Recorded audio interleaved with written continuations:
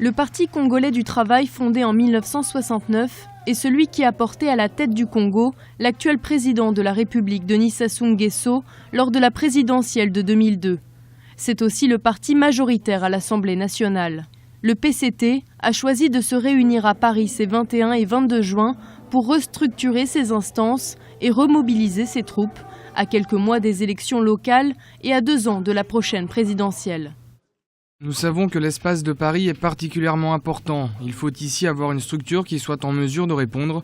Il faut avoir un PCT fort en France, comme il faut avoir un PCT fort partout, pour être en mesure de relayer ce qui se fait au niveau national, au niveau du parti et au niveau du gouvernement. Ces dernières années, le PCT a renforcé son influence au Congo grâce au ralliement de plusieurs partis d'opposition. Parallèlement, les critiques de l'opposition dite radicale se sont quant à elles renforcées. C'est notamment le cas du parti de Mathias Dion, qui fut pourtant l'un des ministres de l'actuel chef de l'État. Si je suis parti, c'est parce que nous avons eu beaucoup de divergences sur la politique à mettre en place dans ce pays, après la guerre, pour construire ce pays.